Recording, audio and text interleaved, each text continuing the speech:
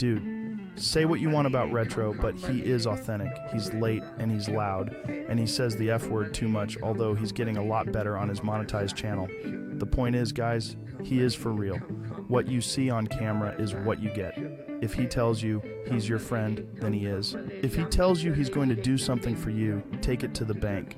In this video, we are going to talk about Hot Wheels and diecast car hunting, the good, the bad, and the ugly as of 2024. We talk about what's wrong with the hobby and things that we can do to fight back. And you know, he's going to touch base on a few of the local villains in the hobby. So stay tuned, guys. Let's get into this. We all know that one dude. You've encountered him a ton. You thought you hunted a lot? Wow. Every time you're walking into a store, these guys are walking out. But the funny thing is, I'm there to hunt. I'll see people all the time, and they're like, oh, hey, Retro, what are you doing? Oh, I'm here checking the pegs. Or, hey, what are you up to today? Oh, I'm here hunting. And there's one guy that as soon as you see him in the store, he runs up to you and he's all like, oh, hey, Neil, I'm just here shopping for winter boots for my cat.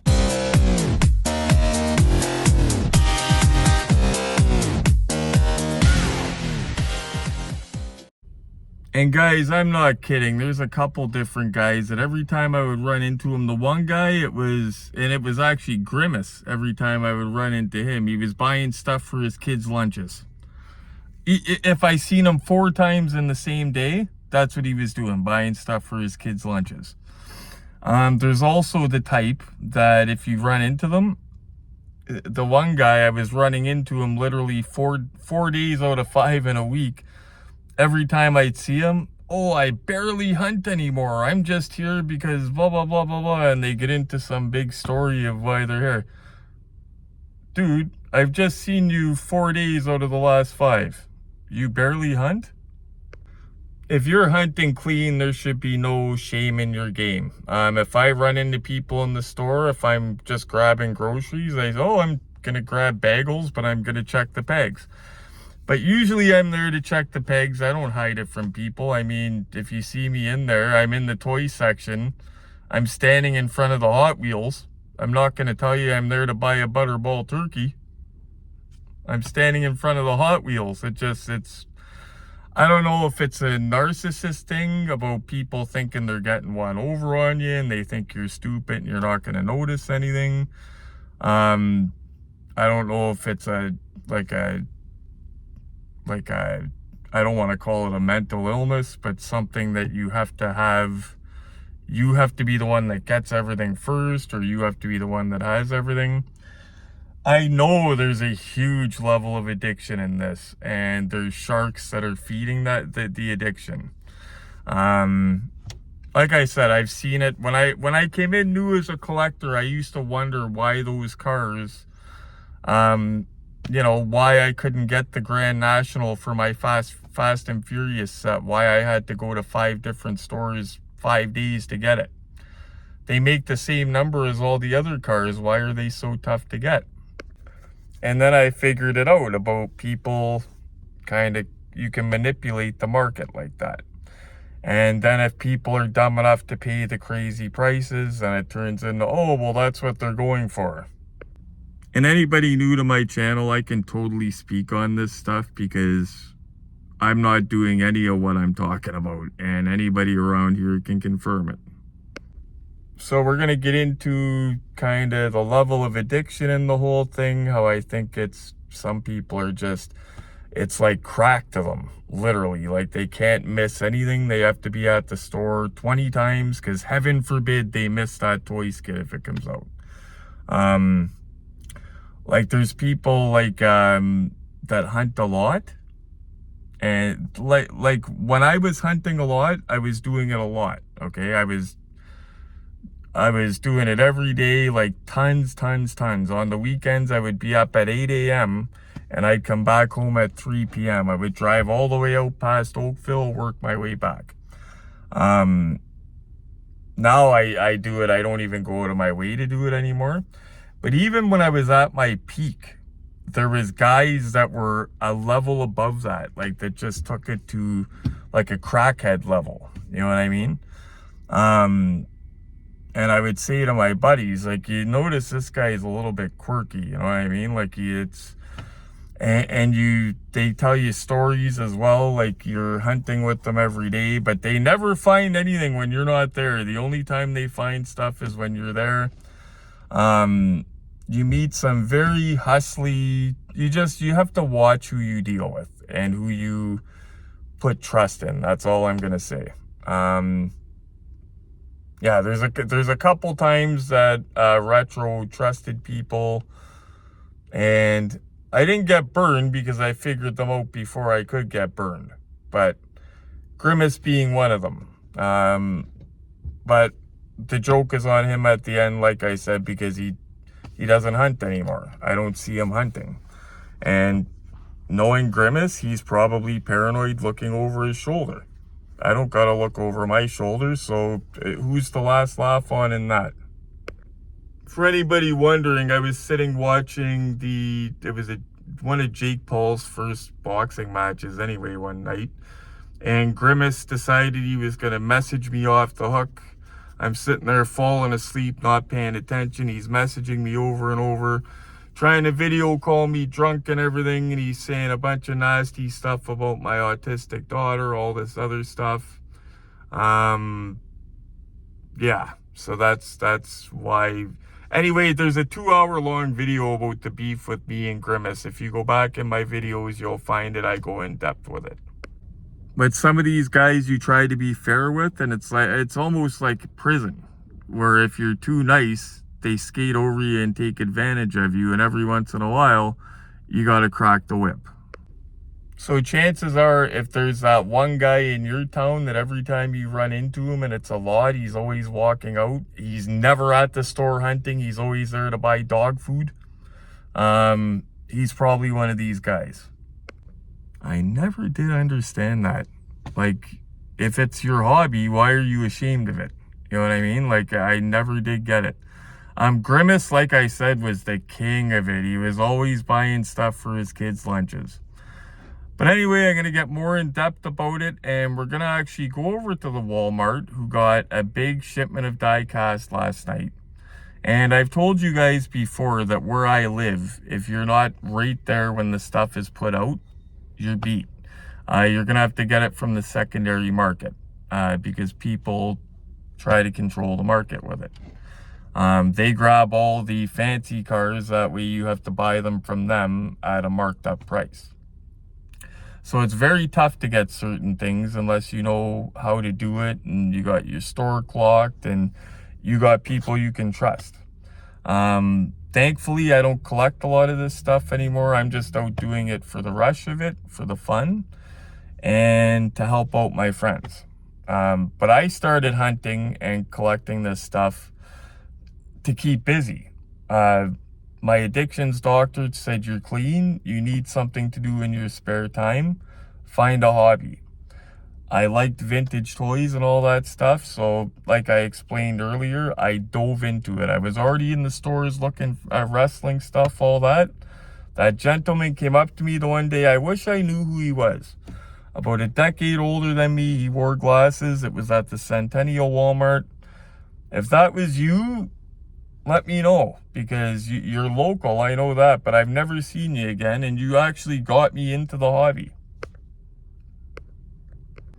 And there is still good in this hobby, don't get me wrong. I like the camaraderie of it, I like the people I've met in it, but there's just certain people that you have to watch, and I wish that nobody would perpetuate this behavior, because if you're getting this stuff from these guys, you're perpetuating them to behave like that. Anyway, let's get into it. Don't mind the eyes, guys. I just got out of the shower, but welcome to Hot Wheels, the good, the bad, and the ugly. Something prompted me to make this video, and I will explain what that is. Well, I'm going to show you guys firsthand what that is, actually. So, I'll tell you a little bit about my story. I started hunting this stuff about 3 years ago. What got me started hunting Hot Wheels and diecast was I was in the stores every day hunting other toys, mainly Masters of the Universe. You remember the WWE Masters of the Universe figures? Those, and I collected Masters of the Universe, and I was the guy in town that could nail those waves when they came out. When they were first coming out, we weren't getting many of them, and I was the guy that was nailing them when they were coming out. There was guys trying to use stock trackers, stuff like that. I was nailing them without doing any. I find stock tracker isn't accurate for Hamilton. Anyway, so one day, like, I started noticing that I would be in the stores and there'd be tons of new premium Hot Wheels, but I didn't know anything about them. And then one day, I'm in the store and I see a Fall Guy truck, green light, 164. And that was at Toys R Us, and that was all she wrote. So I started collecting green light Hollywood. Okay? Knew nothing about diecast. And then one day I'm at Centennial Walmart, which is coincidentally the Walmart I hunt every day, and the one that we're going to be talking about, and the one that we're going to be checking in a few minutes. And I'm looking at the green lights, and an older gentleman is looking at the Hot Wheels, which are right across from it, across the aisle. And just to be a friendly guy, he starts making conversation, and he says, do you collect? Oh, I noticed you're into the green light, the Hollywoods. I said, yeah, I like movie cars. Oh, do you collect Hot Wheels? I said, nah, that's kiddie stuff. I said, I collect, movie cars, like I mentioned. Little did I know. He said, well, they make movie cars, and he pulled out his phone, started showing me. He showed me BJ and the Bear on a cinema card. I remember he showed me. Showed me a bunch of stuff, and he says, you should join. There's a couple local groups that are great. One of them is Steel City Hot Wheels. I think you should join it. And I said, you know what, maybe I'll check that out. He said, yeah, trust me, brother, there's lots of movie cars over the years, and they keep coming out with them. It's funny, the high school back there, all the kids were wearing similar uniforms to what I used to wear in high school. Yeah, I wore a uniform in high school, but believe me, my high school wasn't what you were thinking. So anyway, guys, I joined the groups, and I started getting into it, and I started hunting. And because I was already a hunter of other toys, I was naturally good at it.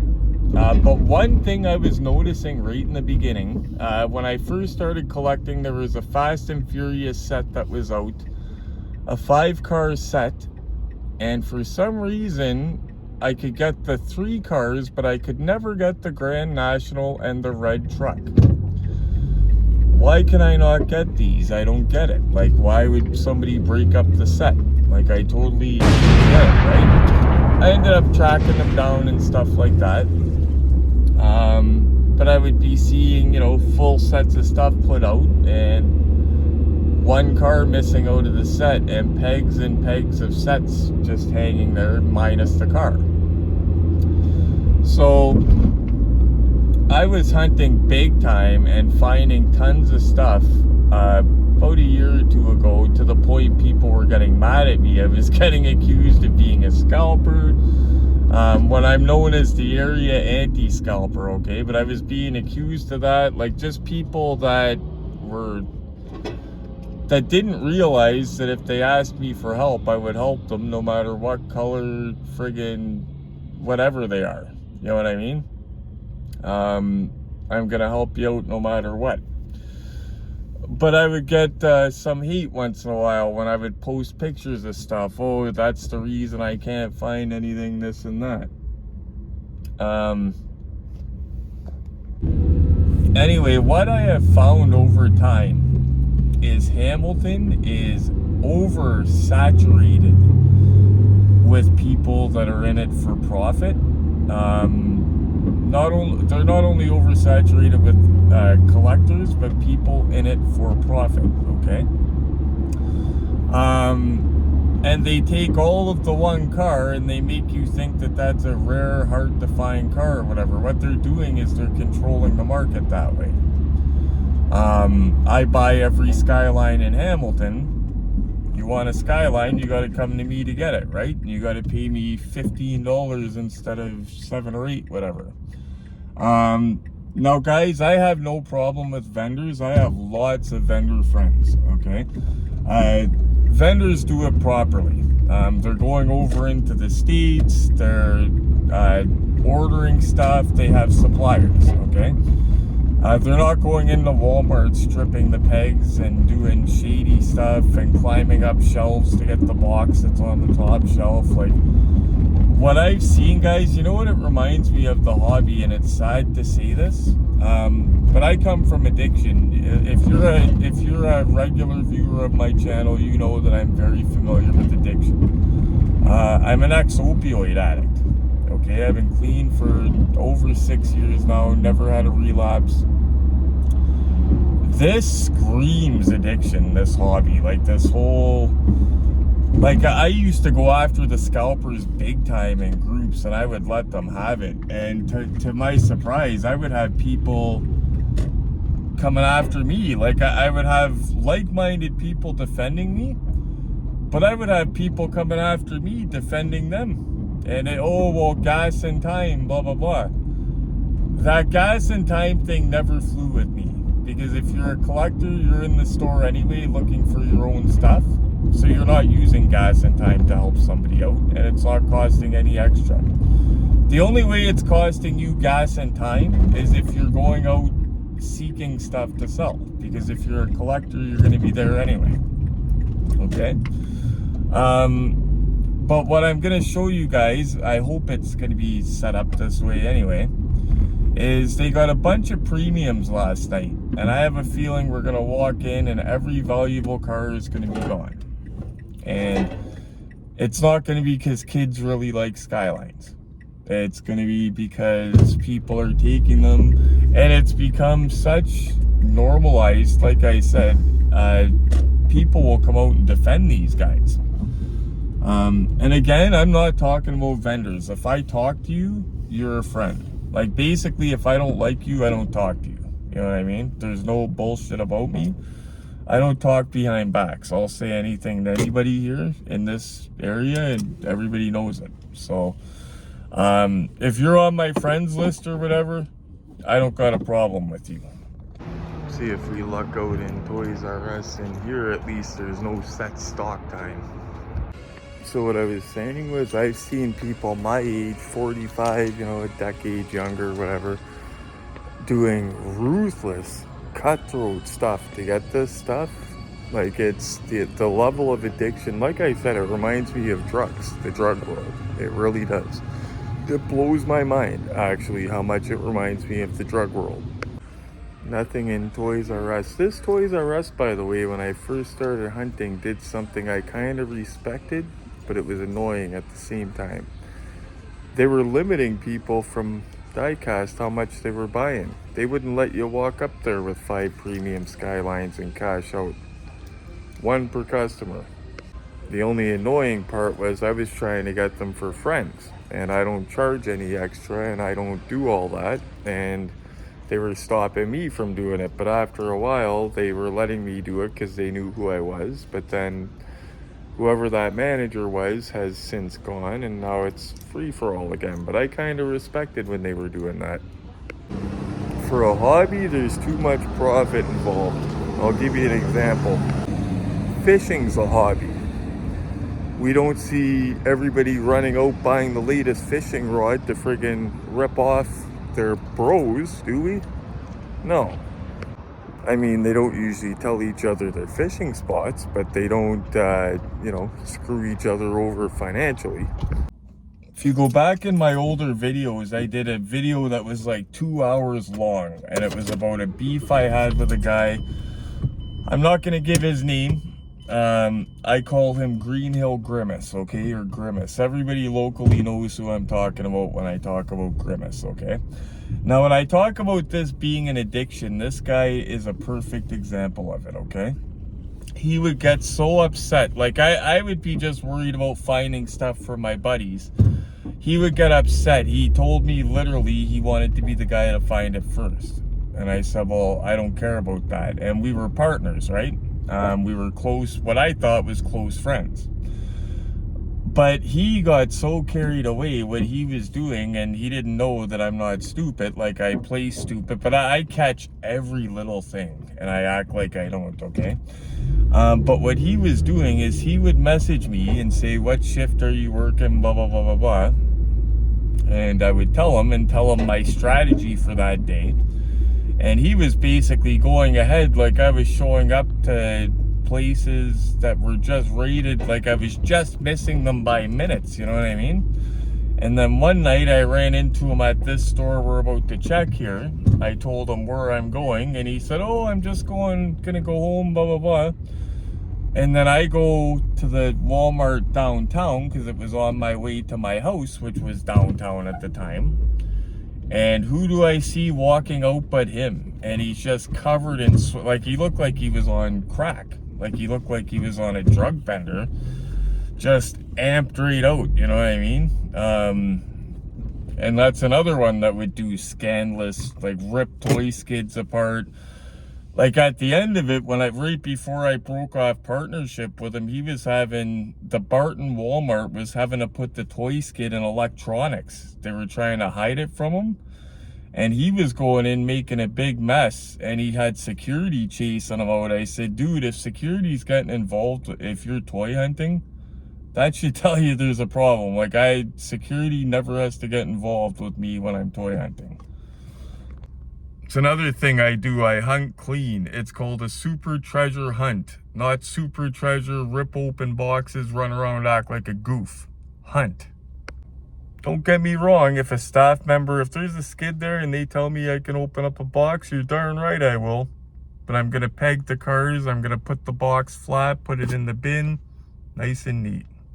So I'll give you the example. This Walmart, like I said, they just moved the toy section and they got dumped on heavy last night with diecast.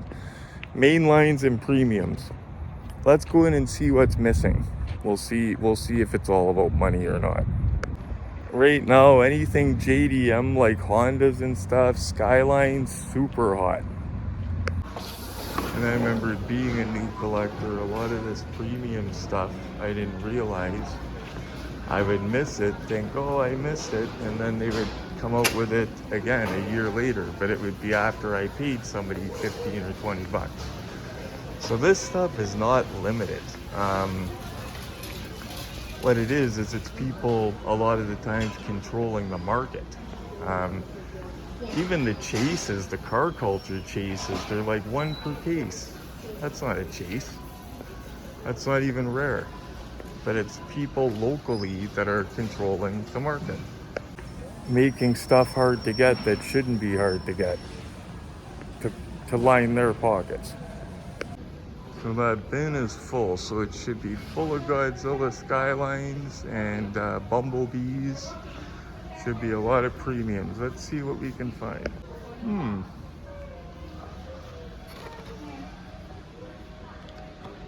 Oh wow, actually they must have put more out since last night. Hot car gone. So out of all these cars, guys, they left 2 Lambos and took the one car that there's none of at all is the Nissan, of course. So these will all sit there. Literally somebody came along and just plucked the cherries out, and these will sit here now. And I don't even really collect this stuff anymore, and this is why. You know what I mean? Oh, they got M2s now. I can't wait till next week, because next week I'm on mornings, and anything good, yoink. I like that. Those are decent, but I'll never find a chase though at this time, because if you're not here right when the doors open, you're not gonna get it, basically. Oh, these are neat. I like those. Oh, talk about memory lane. I had some just like it. Wow, there is actually a box of M2 machines on the skids. It looks like it's sealed and untampered with. Wow, my eyes must be deceiving me. Note right on it says overstock. That's why it's still there. So on top of having grown men doing scandalous things to get toy cars, there's also an overnight employee here. If you watch my videos, I've made her famous. It's the Centennial Night Scalper. Her. She works overnight. She's an 11 a.m. to 7 a.m. employee. And when she's here, she will first scoop anything of value for resale. At first, she was trying to tell us it was for her grandkid until we caught her one morning. They let us in 5 minutes early. Your grandkid collects all those Skylines and Honda Civics, does he? She had all the sets and had all the cherries picked out of the sets. Basically what happened here last night. So another way it reminds me of the drug world with how cutthroat it is, you have to watch who you trust. Like I said, I thought Grimace was my buddy, and he ended up he was going behind my back screwing me the whole time. Not only screwing me, working against me, but he was talking behind my back. Well, it's okay, because now I don't have to see him anywhere anymore, because he doesn't hunt anymore. So he might have been getting it over on me for a couple months, but... So in a nutshell, what I was just talking about is they will put out full sets, and collectors want full sets. Like, for example, my friend Giuliano, he buys full sets. He's a collector. People that aren't collectors are the guys that will already have a full set. They will still come across that, and they're not like me. They won't be like, oh, leave it for somebody else. They will grab 5 Skylines and leave 5 incomplete sets. You know what I'm saying? So we have to deal with an overnight employee doing that.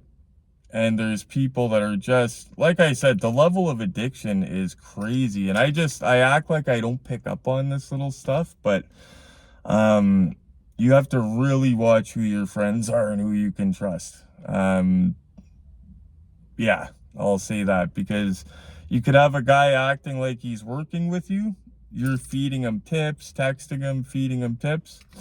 And then one day you see his taillights peeling out of the Walmart you guys both work at, and he's just cleaned it out and not texted you. Stuff like that. But it's not about the profit. So why would anybody want to do that, right? But yeah, it is very cutthroat, and the level of addiction, like I said, it reminds me of dope, because you'll have people doing this. You'll have people that are depending on them to buy the stuff because they can't get out hunting for whatever reason. And you'll have these guys actually defending it. And it perpetuates it. And you have a few guys that are like me that actually call it out. You know what I mean? And I will say again, this is not against vendors. Some of my best buddies in the hobby are vendors. You know what I mean? You don't see Glenn and Dave doing this shit. You don't see another guy I know, Mike. You don't see him in there doing that. Like, he would grab a set. You know what I mean? But he goes to the States and has his own suppliers. Vendors are vendors. You know what I mean? If you're going to be a vendor, act like it. But don't do that shit. And play by the rules. There's a set of rules. If it's not on the pegs, leave it alone. If you ask, and if it's open game and they say, go ahead, open it. But never touch the stuff. Don't make a mess. Makes us all look bad. Like, if you look back in my videos, a lady got fired here about a year ago because she was accusing me of being a serial shoplifter. And she just turned out to be a nut that I think didn't like guys. But she ended up losing her job. But that was because a guy that was coming here in the morning, a younger guy, was prying the doors open to sneak in 2 minutes early. I wasn't going in with him. I was telling him, dude, you're basically breaking into the store for Hot Wheels. Oh, I talked to the manager. Dude, the manager did not tell you you can break into the store. Come on. Like, you think I'm dumb? But that's what I mean. These guys will do shit like that over toy cars. You know what I mean?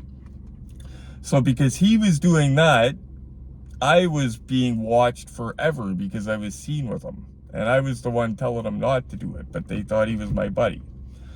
But people will do crazy stuff, climb up skids. Like I said about Grimace, they were trying to hide the whole toy skid over in electronics. And it's all driven by money. And I don't even collect this stuff anymore. I'm just out doing it for fun, for the rush.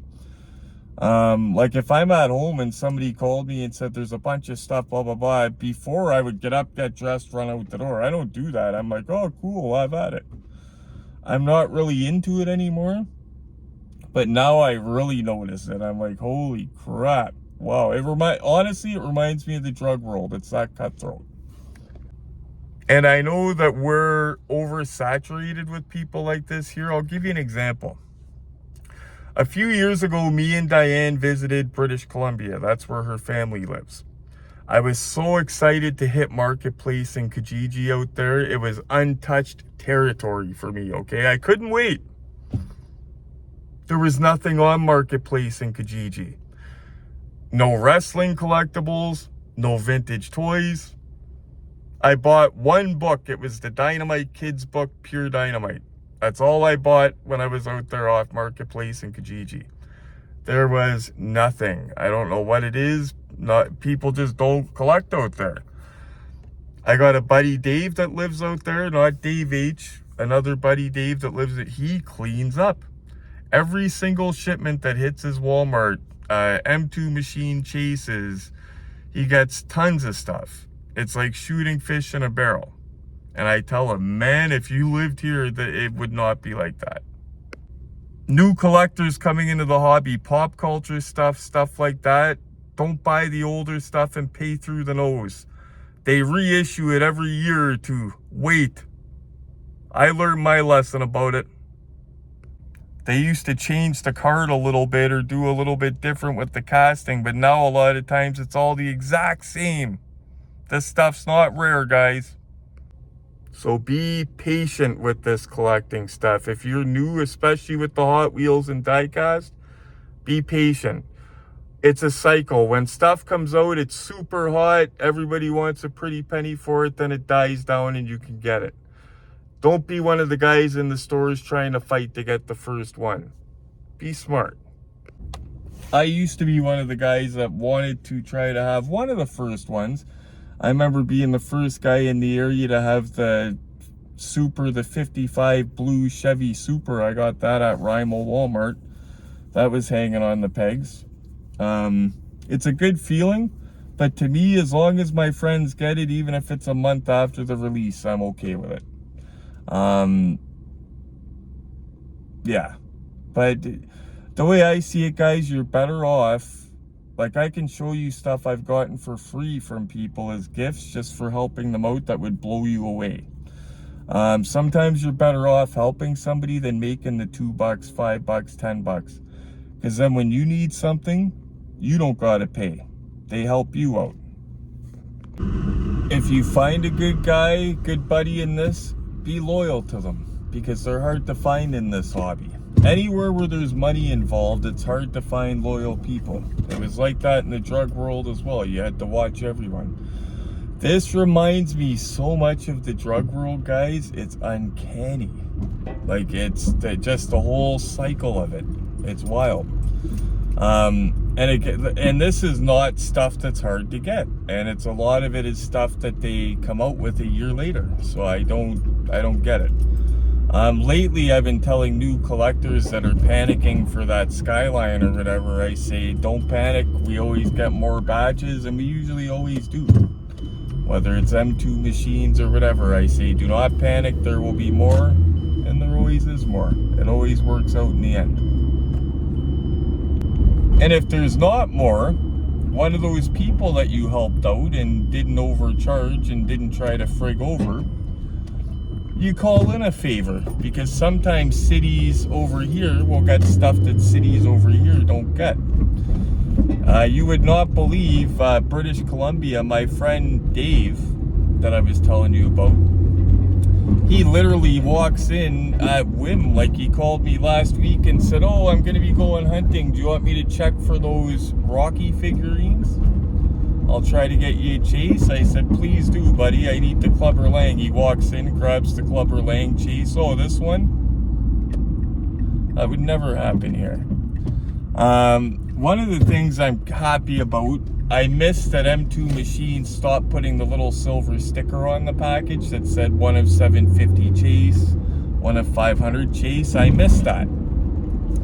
But in a way, they did it for collectors because, well, I hope they did it for collectors and not a cost-cutting thing, but the way I see it is anybody before could see it and it would say, oh, limited, only 700, yoink. And then it's on Marketplace for a ridiculous price. At least now you have to look for this stuff, you know what I mean? So it's going more to collectors. I thought that was a brilliant strategy, what they did with that. And I'm sorry guys, I'm gonna have to get my other phone cradle kicking because this one is getting bad. The ball sack is off of it and it's just rotating everywhere. But yeah, where I live, Hamilton, Ontario, basically the greater Toronto area, it is oversaturated. And people that are supposed to be collectors, everybody's selling now. It's crazy. Like, even my favorite diecast groups, I go in them now, it's no longer people just selling off their collection, it's 90% sales posts. Like, I swear, some of these cars get sold back and forth dozens of times, I swear to God. It's wild. Anyway, guys, to new collectors, the tips I have after doing this for almost probably 4 years now, over three anyway, is watch who you're associating with, because like I said, it's like the drug world, it's like the streets. If you're feeding somebody tips, helping them out all the time, nothing's coming back in, you're likely getting played. A lot of these guys will try to play you, take, and they don't want to give back. Sometimes it's better to not make $5 off somebody, because then later if you need something, they help you out. You guys see my collection. Anything I want, I usually get, and I don't have to be dirty to get it. You know what I mean? Don't worry about being first. If something's coming out, it's a cycle, guys. It's a cycle. It's always a frenzy at first. It's like a feeding frenzy with sharks. Something new, drop chum in the water, the sharks are going nuts, right? But after a while, it dies down and you'll be able to get it most of the time. So don't rush out and overpay right away and think, oh, now I don't have to drive around and look for it. Give it a little bit of time. Unless it's something that will be super hard to get, then grab it before it appreciates, because a lot of these die-cast cars, guys, appreciate from the hooks to the pegs, if you know what I'm saying, and that's not how appreciation works. Things don't appreciate in 15 minutes. And yeah, remember the gas and time thing, guys, that only goes so far. If the person's a collector, they're in the store hunting for themselves. It's not costing them gas and time. If the only way it's costing anybody gas and time is if they're going out of their way to do it. And if they're doing that, they're doing it to make a buck. Anyway, guys, be smart. Be careful who you're associating with. Don't overspend. Don't overpay. And be patient. And put the work in. And do it clean. It feels a lot better getting it when it's done clean. Anyway, guys, take care and happy hunting.